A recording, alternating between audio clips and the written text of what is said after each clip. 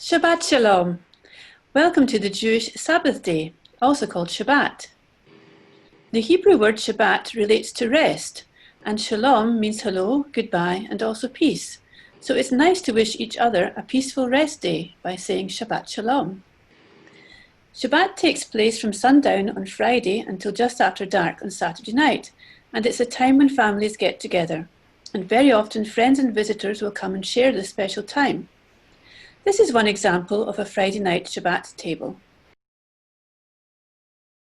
The table looks beautiful with the flowers, candles and wine and that lovely cover. What's underneath? That's the challah cover, and underneath it are two special loaves which will be cut and shared with everyone at the table. I'll explain more about that shortly. The first thing that happens to welcome the Sabbath day is when someone, usually the mother of the family, lights these two candles.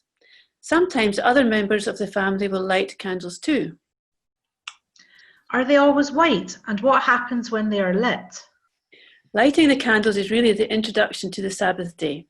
We light them with a special blessing before sundown as a sign that the day of rest has begun and no more practical work should be done.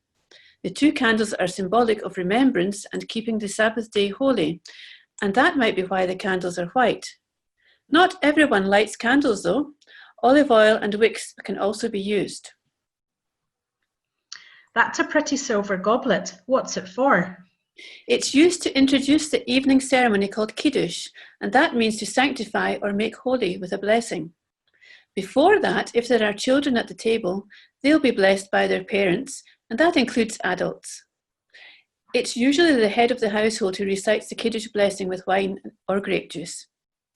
This is the time to remember that the creation of the world was completed and God rested on the seventh day. Shabbat is the seventh day for Jewish people, and everyone has a share of the wine or grape juice before washing their hands in a special way.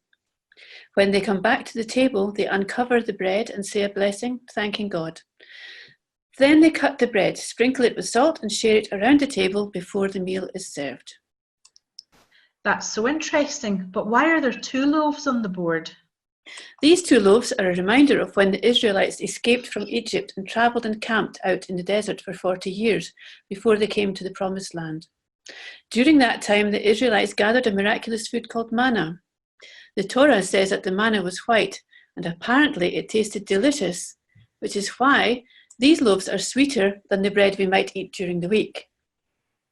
On the day before the Sabbath, the Israelites had to gather a double portion because there was none to be had on the holy day, which is why we have two loaves on the Shabbat table.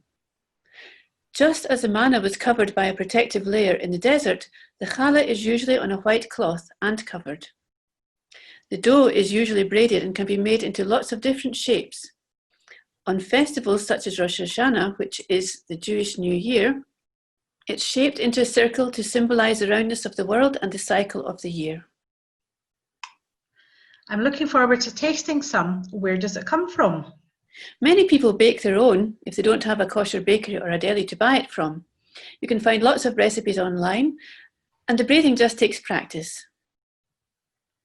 There's lots of dishes and cutlery on your table. I can imagine a lovely meal is going to be served.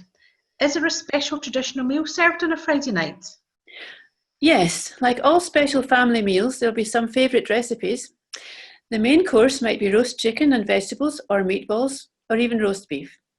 People who don't eat meat or fish would have a vegetarian or vegan dish, and people who have special diets can adapt their meal to suit.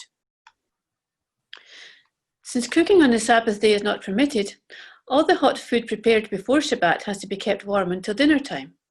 If those observing Shabbat want a hot lunch on Saturday, they'll need to prepare that in advance and keep it warm too.